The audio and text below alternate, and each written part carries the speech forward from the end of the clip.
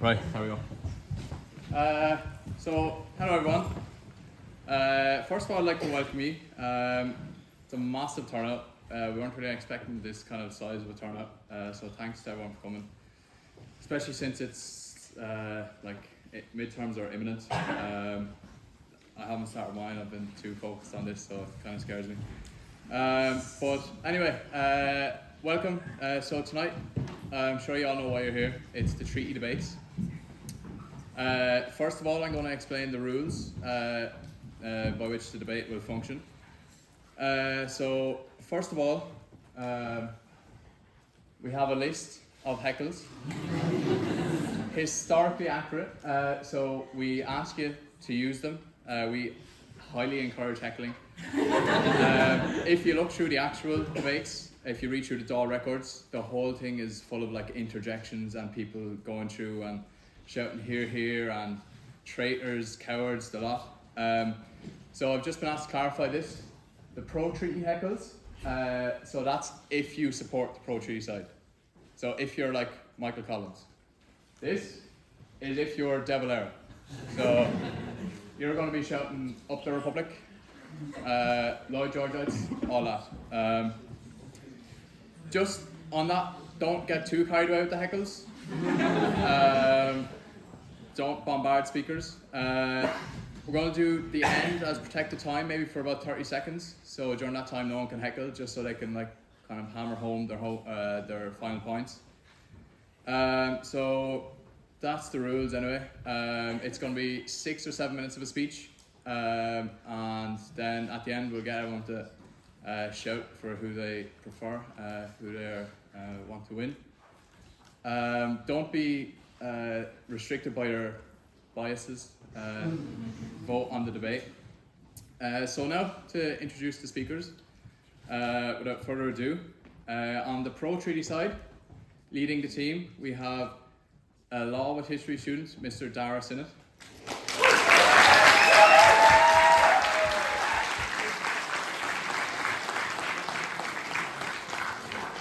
Secondly, on the pro-treaty team, we have a history and politics student, Ben Sweeney.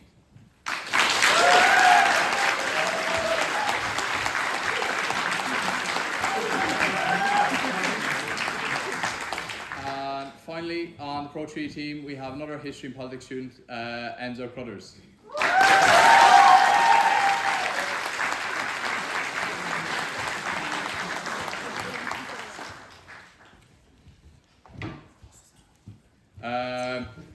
For the anti-treaty team then, this man takes great pride in being on the anti-treaty team, particularly in leading the anti-treaty team. I think he dreams of being De Valera. So the leader of the team is history and English student, Mr. Tom Conway.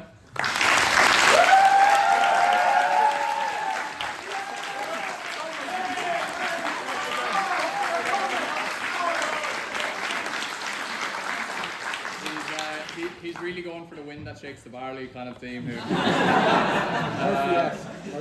Murphy-esque. Secondly then, on the anti-treaty team, we have a law of history student, Miss Tara Kehoe.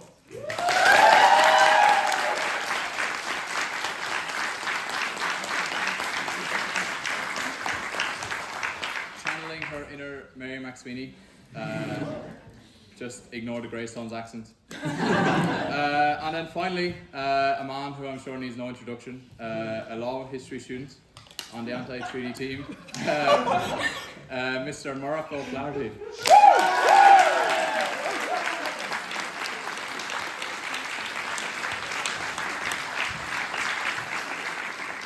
So now that you know the teams, you know what the crack is with the rules and everything, I'm just going to give a bit of historical background. So we're going to give like an introduction to the debate, set the scene, what it was like during the time.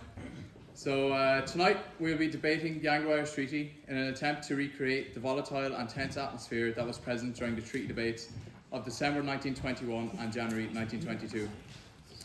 For those of you who are not familiar with Irish history, the Anglo-Irish Treaty is perhaps the most influential and simultaneously controversial document in modern Irish history. The fallout of this treaty was to plunge Ireland into an entrenched and bitter civil war, which saw former comrades turn on each other, families fall apart, and even in one instance, a man signing the death warrant of his own best man. This undeniably shaped the birth of the Irish Free State and the lives of all who lived through this period, so much so that until recently the Irish Civil War was largely unexplored by historians. The reason for this is the cultural taboo which surrounded the Civil War. People who were involved with the Civil War were not so eager to discuss their activity during this time. The Anglo-Irish Treaty was born out of a war of independence which was sparked by the events of Easter 1916, 3 years prior. The war was to be fought between Irish Republican forces, namely the Irish Republican Army, and British Crown forces. This war lasted from January 1919 until a truce was announced in the summer of 1921. This was a war characterised by guerrilla warfare and brutal, intimate violence.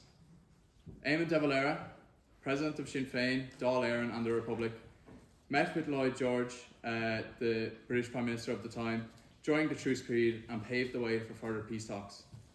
However, when it came time to choose the delegation to represent the Dáil, President de Valera would not agree to go, arguing that he would be of better use in Dublin, to be called into the treaty negotiations only if necessary. W.T. Cosgrave outlined that this was a team they were sending over and they were leaving their ablest player in reserve. Instead, the talks were led by Arthur Griffith. The delegates were stated as plenipotentiaries, but in saying this, a second clause in the credentials of the Irish plenipotentiaries stated they must communicate their intent to the Cabinet in Dublin before making a final decision. As I'm sure you know, this was not to be. Although for the most part communication was kept, it soon became clear that there were two teams, the Sinn Féin in London and the Sinn Féin back home in Dublin. Tensions began to rise. This is clear in correspondence between de Valera and Griffith at the time. After months of arduous and trying negotiations, the Anglo-Irish Treaty was signed on the 6th of December 1921, under the threat of an immediate and terrible war by David Lloyd George. The treaty itself guarantees Ireland, and I quote from the treaty, the same constitutional status in the community of nations known as the British Empire as the Dominion of Canada, the Commonwealth of Australia, the Dominion of New Zealand, and the Union of South Africa, with a Parliament having powers to make laws for the peace, order and good government of Ireland, and an executive responsible to that Parliament, and shall be styled and known as the Irish Free State. Additionally to this, the members of the Parliament will have to swear an oath of allegiance to the British Crown and the Northern Irish State, which was created under the Government of Ireland Act 1920. They had the option to remove itself from the new Free State. The treaty was greeted with immense hostility by some of those in Dublin. At first, it passed Cabinet by just a slim majority, being ardently opposed by de Valera, Cathal Brugha and Austin Stack. This now meant that the treaty was to be put before the Dáil in order for it to be ratified. This, ladies and gentlemen, is from where we pick up tonight. The Dáil convened in a room in Earlsfort Terrace, which at that time was UCD. Crowds gathered both inside and outside during the period of the debates, clinging on to each word that was uttered for or against this settlement between Great Britain and Ireland.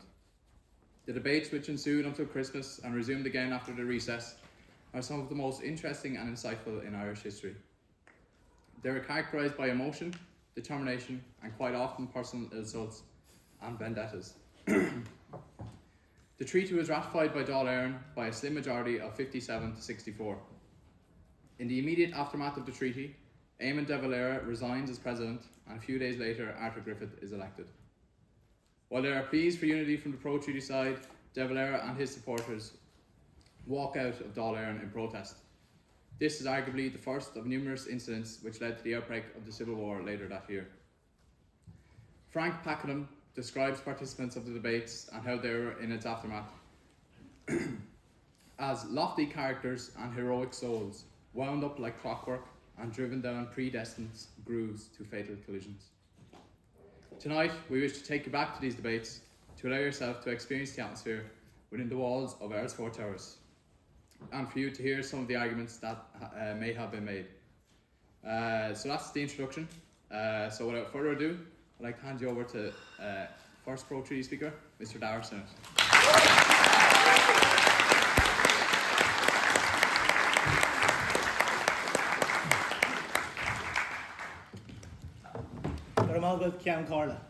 The Carja Gael, my fellow deputies, I stand before Dáil Éireann today to propose the ratification of the Anglo-Irish Treaty. Shame.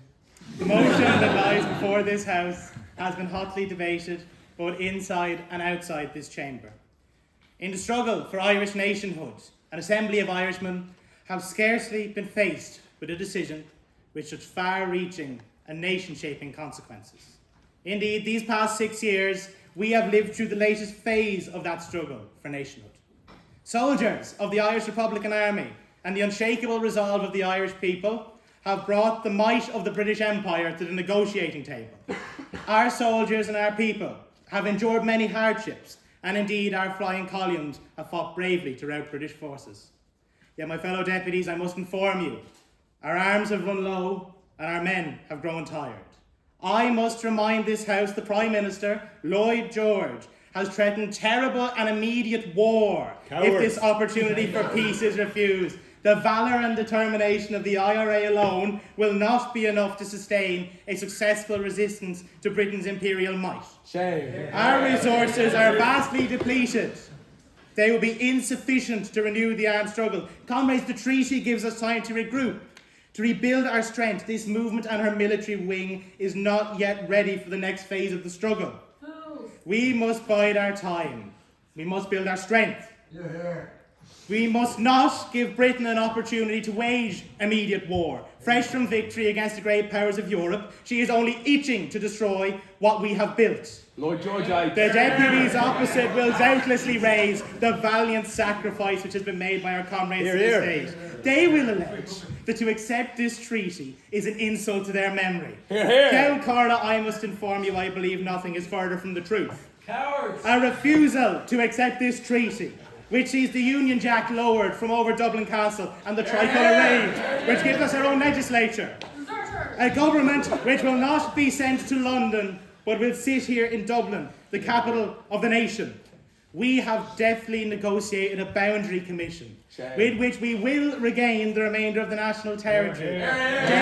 Deputies, the British government does not want the hassle of Ulster. Lloyd George's politicking in Westminster with the Unionists is the only reason he even feigns interest. And to throw all these victories away over a point of pride, to squander our immense progress and thousands more Irish lives with it, to find ourselves back under the heel of British imperialism, our movement crushed for centuries once again.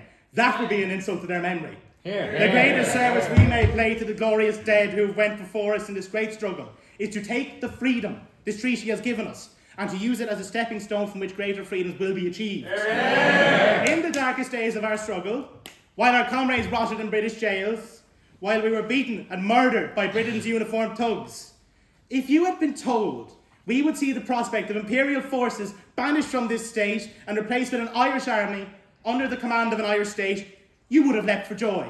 The useful fools of the Crown, the Royal Irish Constabulary, shall be disbanded and replaced with an Irish police force under the command of an Irish state answerable to the Irish people, protecting them and serving their interests. By virtue of this treaty, Ireland shall no longer be bound by a constitution comprising of Magna Carta and the Acts of Union and Settlement, but by her own Irish constitution, drafted by Irish legislators for an Irish state.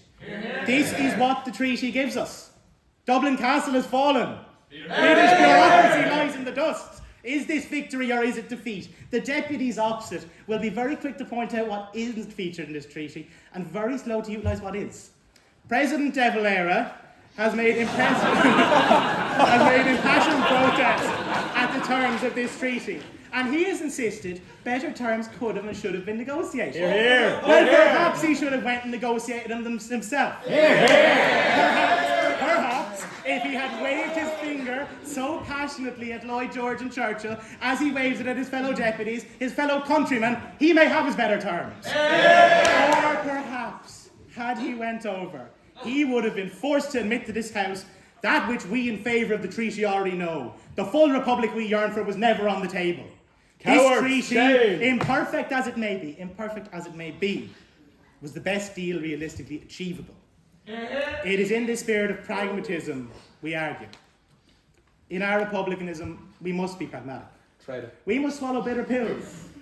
Indeed, they are bitter pills. My heart burns with anger and indignation to see the temporary partition of this nation. To swear an oath of allegiance to George Windsor, is contrary to every belief I hold. Those opposed to this treaty who paint us in favour as anti-republican and eagerly embracing its terms, they do so in bad faith. So let me make it clear. I know my allegiance not to George V and his imperial house, but to the people of Ireland on whose behalf we sit. Indeed, my heart is with you, and that is staunchly opposed to this treaty as the most radical member of this room, Deputy Keogh. Yet my head is inconversably with it. So to swear this empty formula, to mutter these empty words, to swallow my pride is a price I'm willing to pay. But I would like to finish this speech with a call for the unity of this House. In a time of war, as a united movement, we have achieved great things. But imagine what we could achieve in times of peace. If we pull together as a unified state, we will be presented with an opportunity unparalleled in the annals of Irish history to rid this island of the scourge of British occupation. Britain rubs her hands as she sees us at one another's throat, a movement divided. The means to expel the British occupants from this country, it lies within our grasp. The means to do so are provided by this treaty. We must pull together and unify behind it. To fail to do so, to squander this opportunity, would be a grave, grave insult. Those who have went before us and those who will come yet. With the signing of this treaty, the opening lines of Emmett's epitaph have been written. The next step towards Pearson Tone's republic has been taken. Deputies, we stand on the precipice of our national destiny. Before God and the nation, I implore you, do not squander this opportunity. Let us take this final step together. Gurmagwith.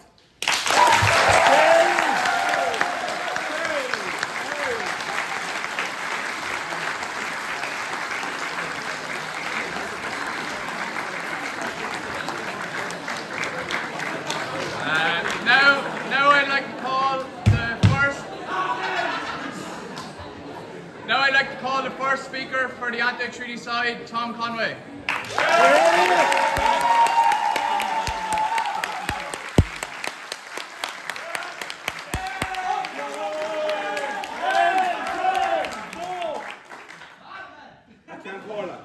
Fellow deputies, let me begin by acknowledging the efforts of those who negotiated this treaty.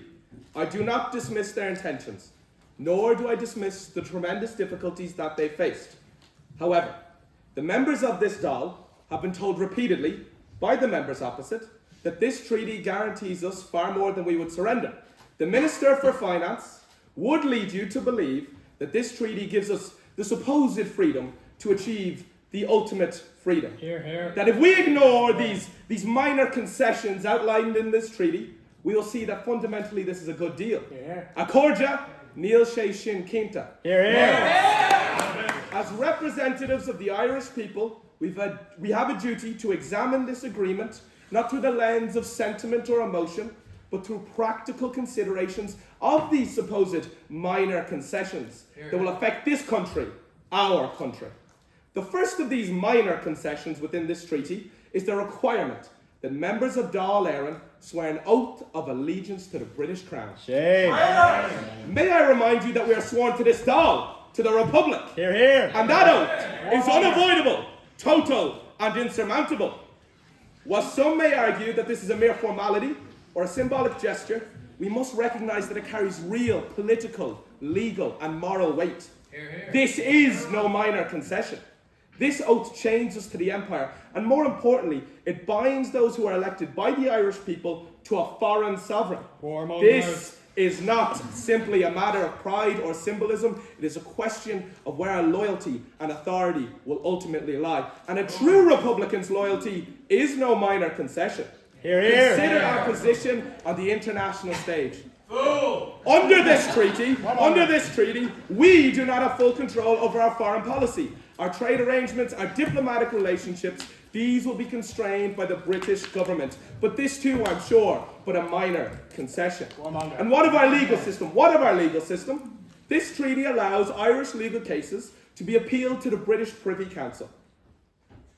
This means that the highest authority in Irish legal matters will not reside here in Dublin, but in the Lion's Den in London. Shame. This undermines our sovereignty and our ability to develop a truly independent judiciary. Our judges, not enforcing our own laws, This too, I'm sure, but a minor concession. Let us also consider the practical implications of allowing the British to have military control over naval bases on our soil.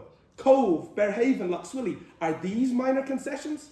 Up until this point, this Dáil, the representatives of the Irish people, have refused to recognise the partition of this island. Never before in the long history of our people have we been separated by borders drawn by an alien government. Hear, hear. Are we to seriously let the division of our island be recognised by us? Think of our brothers in those 6 counties, now under a unionist government. Remember this. This will be a government whose unionist ministers pledged themselves only a decade prior to resist a Dublin Parliament by all means necessary. Are we to truly leave the border of our nation, of our hopeful people, to a commission established by the very government who have terrorised this country and oppressed our people for so long? Allow me to read the exact wording of this treaty. The Boundary Commission will be consisting of 3 persons. 1 to be appointed by the government of the Irish Free State. 1 to be appointed by the government of Northern Ireland, and 1 who shall be chairman to be appointed by the British government. Do you know what that sounds like to me? 2 unionists, 1 Republican. If you could even call yourself a Republican.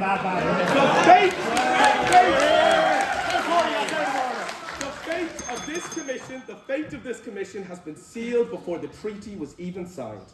Now, following this, I must turn to a glaring inconsistency in the arguments presented by those who advocate for this treaty.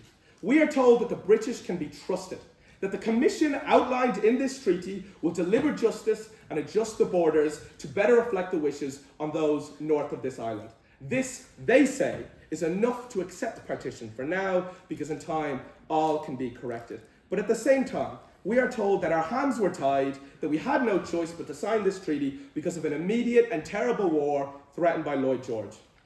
Warmonger. If the British Prime Minister was so quick to threaten war, how can we now trust the same British government to honour its future commitments in any good faith? Either the British government can be negotiated with and trusted to deliver fair outcomes, or they cannot. But the pro-treaty side can't have it both ways. Hear, hear. If we are to believe that our hands were tied by the threat of war, then we must also acknowledge that relying on British goodwill to resolve any of our issues is, simply put, naive. Hear, hear. There are too many unanswered questions, too many points left open to British interpretation. We are being asked to accept a settlement that is incomplete, with promises of future resolutions that may never materialise. In this uncertain environment, can we truly say that we're securing any future at all for our country? I am not here to argue against peace. We are all men of God. We all want peace. Hear, hear. But this treaty, as it stands, asks us to sacrifice far too much for far too little in return. We are not rejecting progress by seeking a better deal. We are simply acting with caution, with a clear understanding of the historic crossroads before us. Fellow deputies, let us not be swayed by promises of immediate gain without considering the future we are creating for Ireland. This treaty, in its current form, binds us to a future of compromise, not to one of freedom. And by the grace of God, let the spirit of 1916 live on in this house. Let us not forget for what we fought, a sovereign republic for the people of Ireland and for future generations. Hear, hear. And I ask you, is this treaty to be the epitaph of Emmet, the legacy of Tone, the result of our long and storied Republican tradition? Yes. Shame on those who believe it to be. By accepting this treaty, you accept the death of our republic. Hear, hear. The epitaph of Emmet shall never be written. I beg of you, denounce this treaty. Warmonger. Gurav Mila Mila Mahagwaf, Slangafal.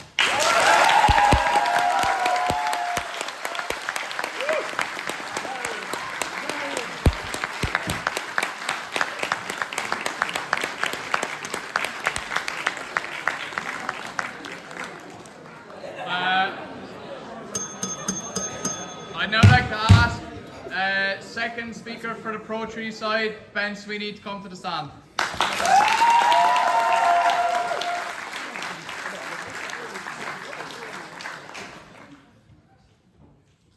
Gian Corla, fellow deputies. Firstly, I would like to thank you all for appearing here tonight, and for Mr. Sinnott for his incredible speech, and Mr. Conway for his mediocre one. Tonight I will be speaking in favour of the Anglo-Irish Treaty. My argument centering around the economic aspects of this document, a crucial part in analysing its benefit for this new free state. I would like to preface my speech by asking you please to look at my arguments logically. The opposition tonight will not do this. Instead, they will bombard you with intentional, emotive, jingoistic and nationalist rhetoric in an attempt to scare and fearmonger you. They hope to elicit a reckless and impulsive decision from you, as this is their best decision of succeeding in tonight's vote. Firstly, I would like to impart upon you the relevance of Clause 9 to this argument and the importance it holds. Clause 9 of this treaty clearly states that there will be no restricted trade between the new Irish Free State and Britain. On the surface, this may seem like a nothing, but upon further analysis, its importance is vital. Ireland is currently economically dependent on the British state, with 50% or more of our imports and exports being sourced from her. This clause guarantees the working people of Ireland, the farmers, the shopkeepers, the factory workers, Lloyd George adds. equal status with our British neighbours, levelling the playing field. And this is a running theme in the economics of this treaty. The economic power imbalance is righted. No longer are we under the British thumb, but an equal player at the table with them. A nation born again. Treasure. Secondly, Mr. Griffith's negotiations may be ridiculed by my deputies opposite. But his work has done wonders for the future of this country. He managed to pry from the British hands a guarantee of fiscal autonomy, the decision of who, from where, and when we get our money. This is the cornerstone of any nation, the independence to make financial decisions with no master. Now, my colleagues on the opposition benches may decry this treaty for a host of reasons, and their preferred document, Mr. De Valera's document number 2, makes no such references to these fiscal guarantees. And to rub salt in already wounded skin, the British will not even entertain this document. We have gotten this far with perseverance and strength. It would be a waste to throw it all away for an unrealistic dream. Thirdly, Up the Republic. the treaty is the only way for us to avoid utter and complete economic destruction. Irish workers up and down this country have, in their attempts to rid this land of the British plight, aided us in our economic boycott and industrial action. But this, unfortunately, has hurt our own people. To quote another Dáil deputy, Piers Beasley, our bruised and bleeding country in a state of economic ruin. Cowards! When the IRA Chief of Staff, Liam Lynch, welcomes a truce, as the IRA has not the resources nor the ammunition to continue this bloody war, we know that the situation is dire. The British Prime Minister, Mr. Lloyd George, has made it very clear that if we reject this treaty, we will enter into a state of war with Britain once again. Up the Republic! We simply have not the strength to continue this fight.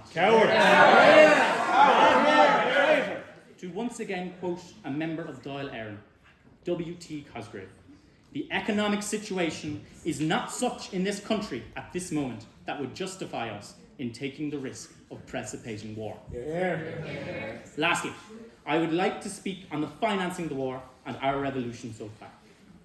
Credit where credit is due. Mr. De Valera, like the opposition will agree, has been of great assistance to our fight against the British with his campaign in America.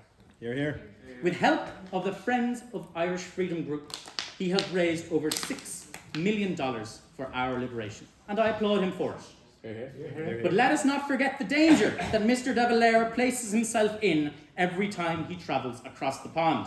For let us not forget that the British rule the waves. The chances of Mr. De Valera being caught and imprisoned are increased every single time he travels on this voyage. Cowards! With new ways of raising revenue, would it not be a waste for Mr. de Valera to be imprisoned. An insurmountable blow for our liberation. It is simply illogical. Additionally, with funding coming from the Friends of Irish Freedom Group, questions must be asked. What ideology or position does this organisation hold for non-freedom matters? Wealth distribution, minority rights, religious liberties? Honestly, we do not know. But by relying on the Friends of Irish Freedom Group, we are not furthering our cause, but openly handing the reins of our subjugation to a new master. To quote another Irish revolutionary I need not name, Ireland unfree shall never be at peace. I urge you all to support this proposition and our treaty for the benefit of the Irish nation, and vote with me. With the treaty, with the Irish Free State, with independence.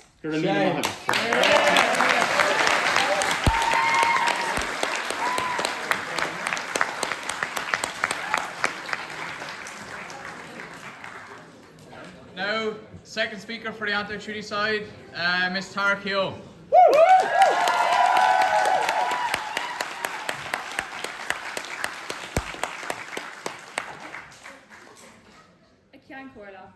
I do solemnly swear that I do not and shall not yield a voluntary support to any pretend government, authority or power within Ireland, hostile and inimical thereto, and I do further swear that to the best of my knowledge and ability that I will support and defend the Irish Republic and the government of the Irish Republic, which is Dáil Éireann, against all enemies, foreign and domestic, and I will bear true faith and allegiance to the same, and that I take this obligation freely without any mental reservation or purpose of evasion, so help me God. This is the oath that was made to our great nation of the First Dáil in 1919, and this is the only oath that will hold sway with any true nationalist. And it is with this oath that I begin my speech.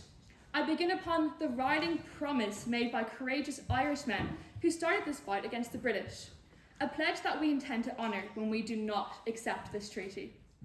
This treaty ridicules every single thing that we have fought and died for over the past centuries. To ratify this treaty is to abandon the Republic. Never have we come so close to bringing the might of the British Empire to its knees. Up the Republic. Of the peers and the men of 1916 will not be in vain. Think not only of peers, but of all those who've given their lives in the name of the Irish Republic since Wolftown. This House invokes all those who have gone before us, absent faces who are present here today. I believe that this treaty is an insult to our fallen warriors. I believe it is mud pressed down on their graves and trod by Irish boots wearing English leather and I know that those who are in favour of this treaty will say they pretend to quake at the thought of some immediate and terrible war threatened by those bullies across the ocean. Cowards. Over our nation since the beginning of English occupation? Is this not something that we swore we would face with courage? We believe in our fellow countrymen and our God that watches over us as we face this challenge against tyrants. This is no argument for a true Republican. A terrible war would be welcomed. I would gladly embrace this war. Up the Republic.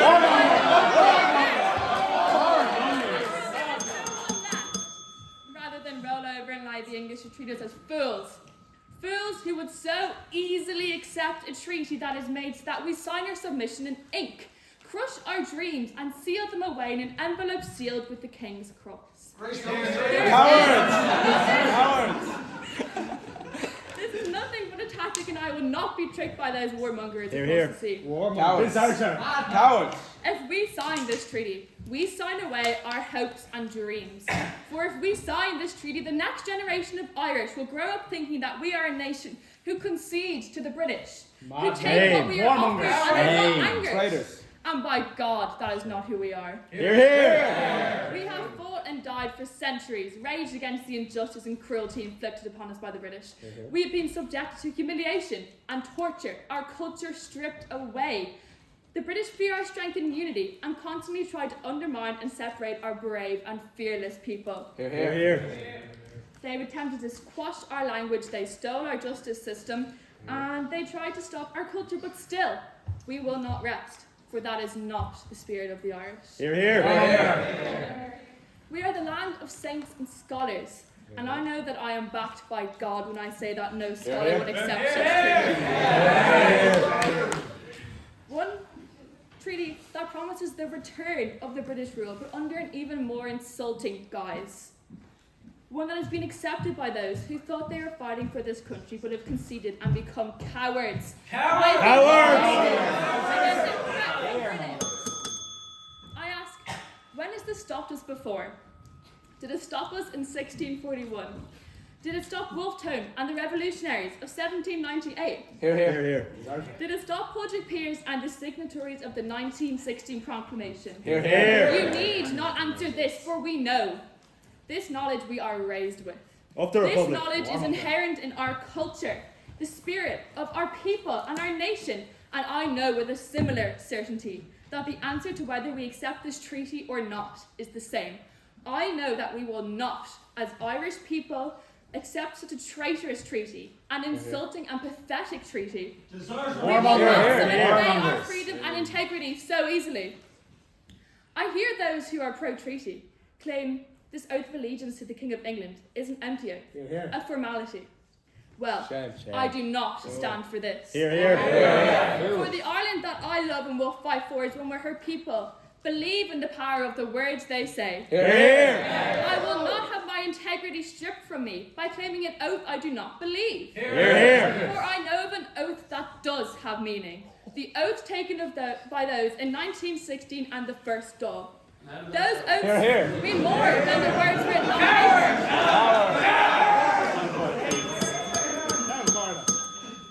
Those oaths are a pledge to the Irish nation. They are a promise to fight and strive for more, and they were taken deathly seriously. Hear, hear. They are a promise. Yes. So, I do not agree when we are told that this oath means nothing. I do not believe such words. The British have tried to take so much from us, but they will not take our dignity nor our principles from us. Hear, hear. Every word I say is as good an oath. So when I say that this treaty will never be accepted by the people who love this nation, by God I mean it. Up the Republic. The treaty is the grossest act of betrayal that Ireland has ever endured. Fool. I mean this when they are forcing brothers to turn on brothers. They are tearing us apart with their lies, their threats, and their vague, empty promises. They intend to rip apart families, and when they are done, they will break up our nation with the so-called Boundary Commission. Hear, hear. Hear. How can we ever accept that our brothers in the north are not to join us? This is something I cannot and will not accept. Hear, hear. The Ireland I yearn for is a free nation, a whole nation, where Irish people live side by side, peacefully with their neighbours, a nation of respect, where culture is cultivated, education is championed. This is not an Ireland that exists when England is in the picture. Hear, hear. With the signing of the treaty, the British will never leave us. It will be an excuse to trip us up, delay us, and interfere, always letting us know that they can threaten a war and we will back down immediately. I do not concede to this. We will have an Ireland, and it will be one that we control fully, free from British interference for good. Hear, hear. With this, I urge you all to think as Irish people, not as tired and war-weary, but strong and proud nationalists. I urge you to remember the injustice, the crime, the torture, and the countless cruelties that have been inflicted upon each and every member of this island for past centuries. I urge you to not forget where you came from. With all this in mind, along with our dead brothers in our hearts, I do believe there's only one outcome to these debates, and it is one that I know you will join me in voting for, and that is to reject this treaty with the same force and resentment that we will reject the British from this country when we tear up this treaty and send it floating back across the water and keep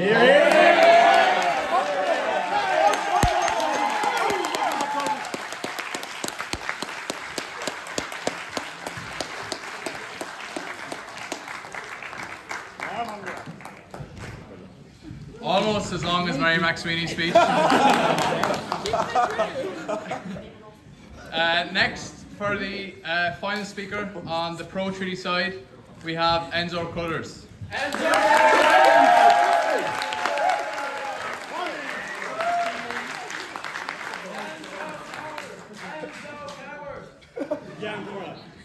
Deputies, August Aharja, I stand before you today not on the basis of ideology, not from a place of hatred for my fellow countrymen, but simply to outline both the opportunity and the necessity for a treaty such as this to be accepted by all.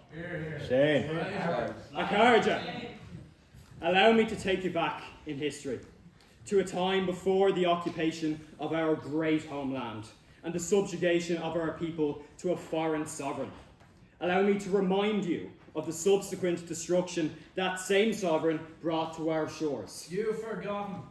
A level of disruption, mind you, that would force more generations upon generation of both Irish men and women to take up arms, thereby putting their lives on the line in hopes of removing British guns from our land. Ceann Comhairle, deputies, people of Ireland, what I hold in my hand here today brings an end to that struggle once and for all. Lord Georgite. Let there be no mistake. Let there be no mistake.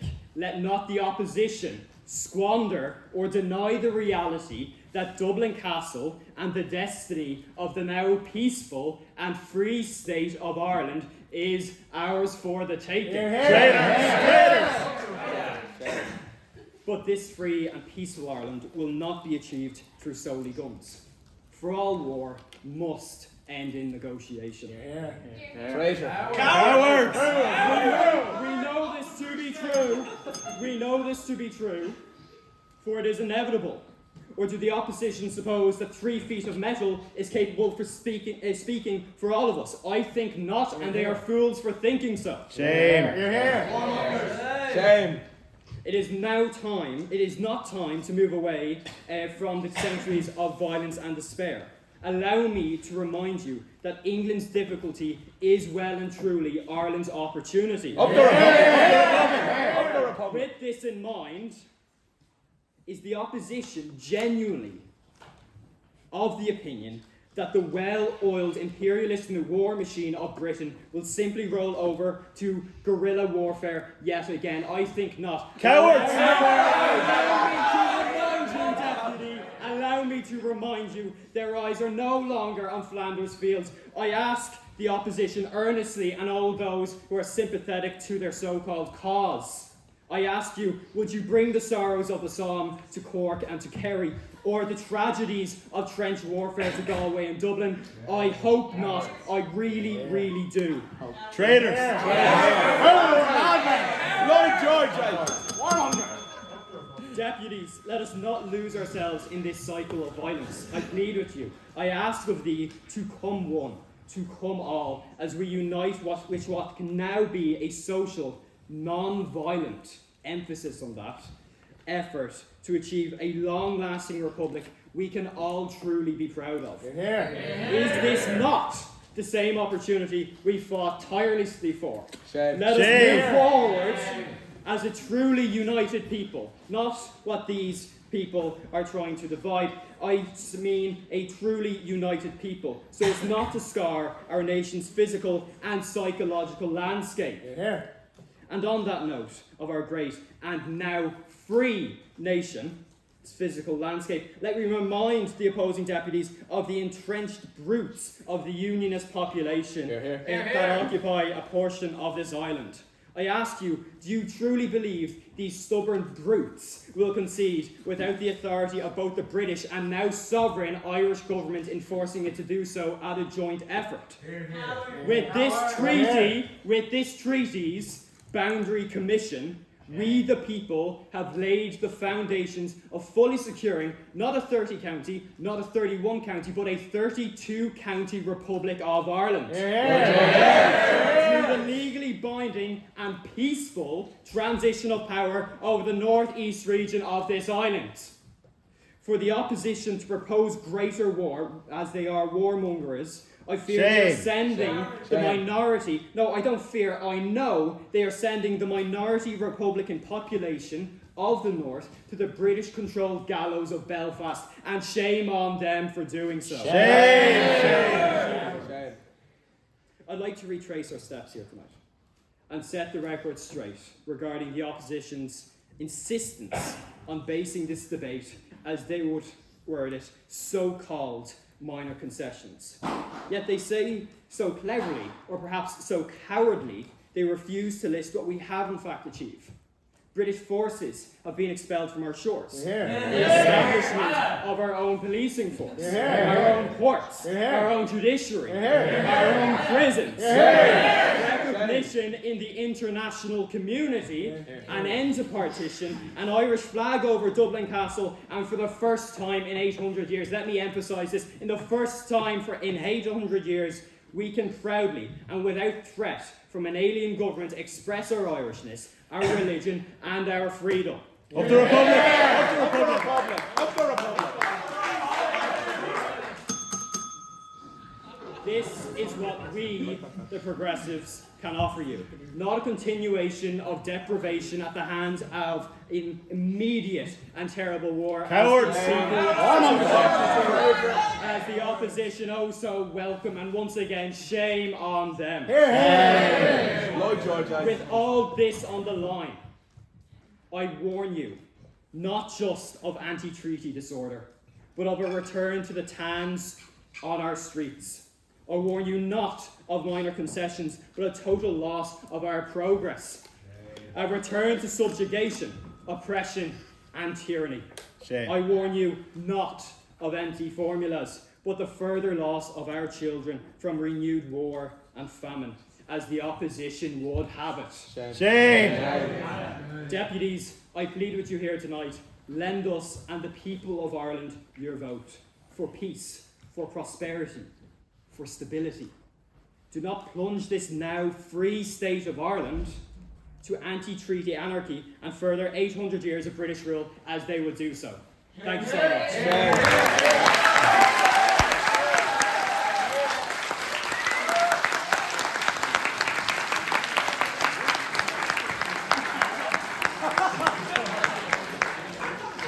I'm scared. They're leaving already. Now, not only Up the Republic! Up the Republic!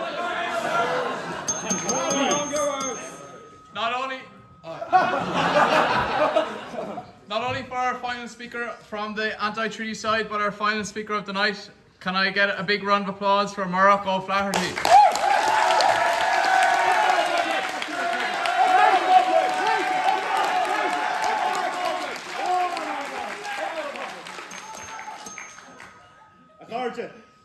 It is a great privilege of mine to close tonight's debate here on Earlsfort Terrace.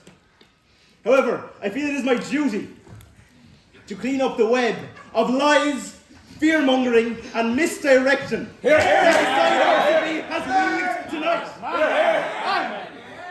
These traitors have told you that we must be pragmatic on this issue, that we must be reasonable in toiling with Ireland's future. Up the Republic! Deputy Sweeney expressly accused us of being illogical. I ask you all, what role has pragmatism played in Anglo-Irish relations? When they stole our homes and our lands, was that pragmatic of them? Up the Republic! Did Cromwell issue a reasoned opinion before ravaging this country?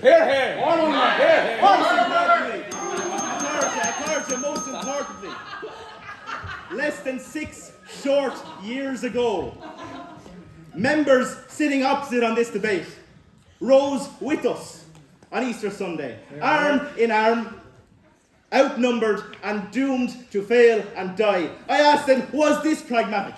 Do you now deny the significance of that struggle on the grounds that it was not logical, Deputy Sweeney? Cowards!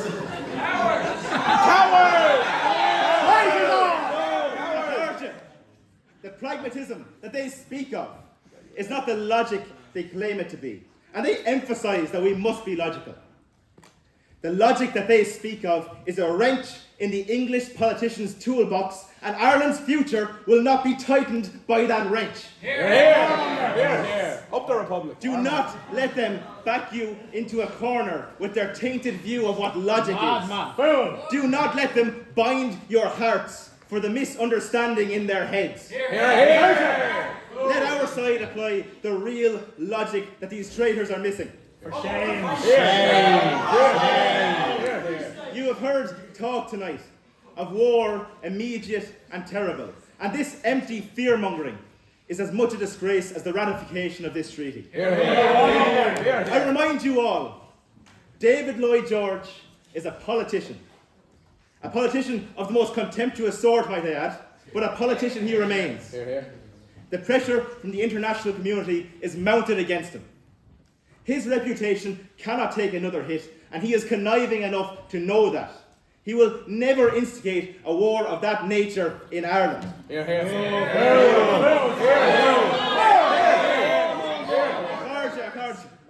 On the partition issue, the side in favour of this treaty has told you all this evening that partition is temporary, and most importantly, that Lloyd George does not care about the north of Ireland. To me, it seems quite clear that it is these traitors who do not care about the north of Ireland. I ask sincerely of that side of the debate, would you be so quick to dismiss this partition if Dublin was to be sold to greedy British hands? I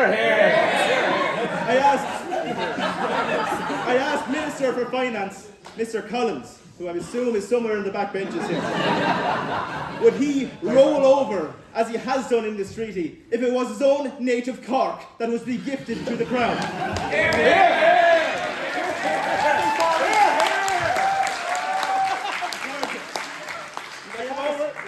I asked Deputy Senate, a great friend of mine and a proud fellow Wexford man. Lord George,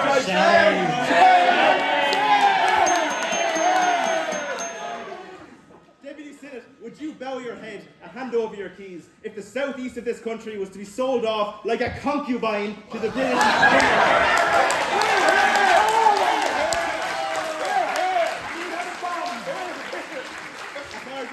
Their perversion of logic that they speak of will argue the North has already been partitioned, and somehow, because of this, the confirmation of such is not contentious. Let's apply real logic here.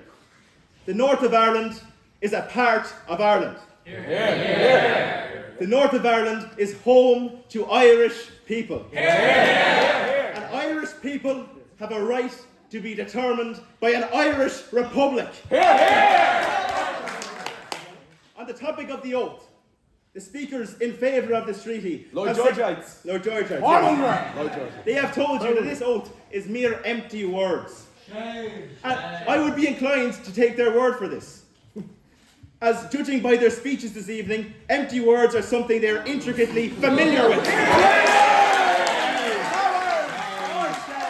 For the first time in the history of this island, Irish men and women are voting away Ireland's sovereignty. They are voting against a republic. I will not bear the shame of voting away what we have fought for. I will not have my name attached to a document that sells out those brave men and women who have laid out their lives for this country. Up the Republic!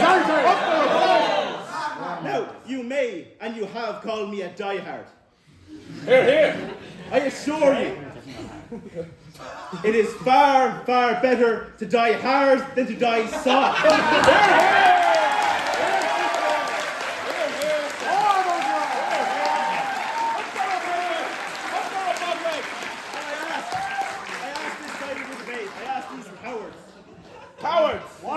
Did Terence McSweeney die soft?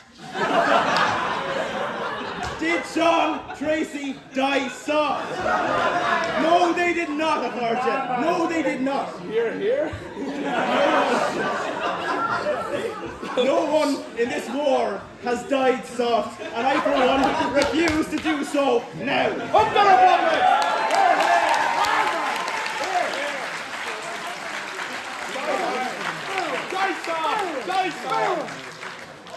Authority, this is a copy of the Anglo-Irish Treaty. Excuse me, Count Cuorla, I have waited 700 years. I will speak for 7 minutes.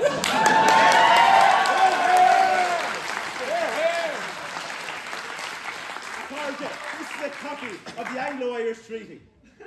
Did Terence McSweeney starve for this? He did not.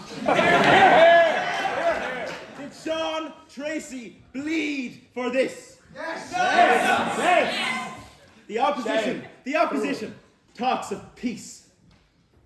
Acharjin, there is nothing I want more than peace on this island.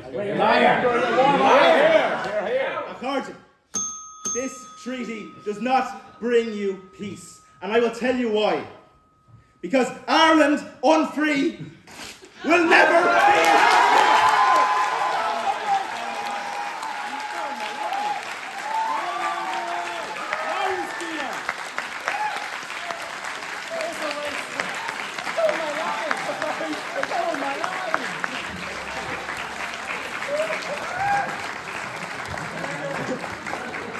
Stole my line. When do we get to arrest these lads?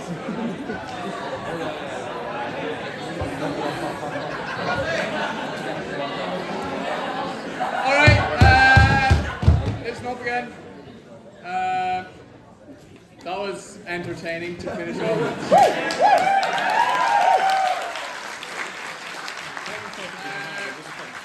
Just first of all, I'd like to run through a few thanks before we finish up, before we get the vote. Thanks first of all to the speakers who gave up their time to come here tonight.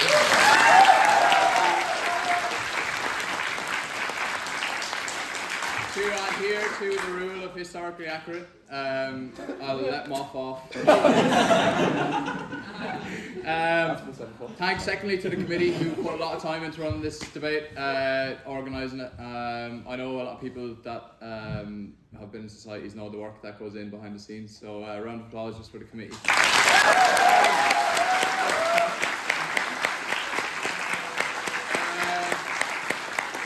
Finally, I just took a few kind of short notes to recap. I have Dara in it, lots of heckles. Damn right. Tom Conway is a warmonger. New Instagram bio. Ben Sweeney loves the economy. Tara Keogh is a very Republican woman. Greystone as well. Enzor Putters doesn't like unionists. Here, here!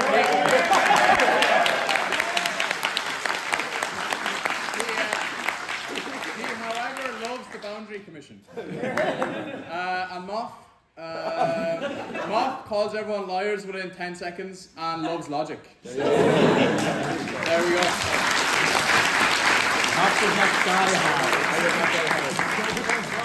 Okay, so the way we're going to call this debate, it might be familiar, but we're going to say, if you're pro-treaty, you're going to get to say Collins. And if you're anti-treaty, I'm going to get to say Dev. Or Moff. Whichever three-letter word. So, first of all, can we get those who's in favour of the pro-treaty side?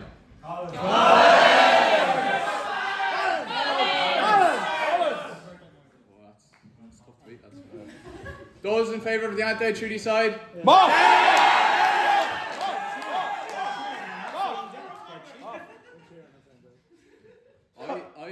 I think Dev might have it. There you go.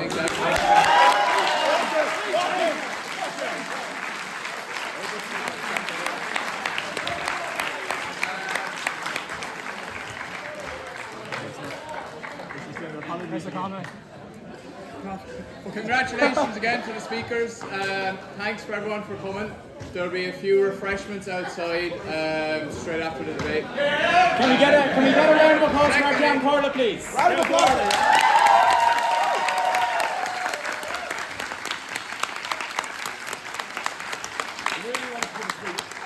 Secondly, I've been asked by the German Society to say that they're on their Oktoberfest event and that they're doing free pints. And also, just for historical accuracy, can we let the anti-treaty side walk out of the Dáil first?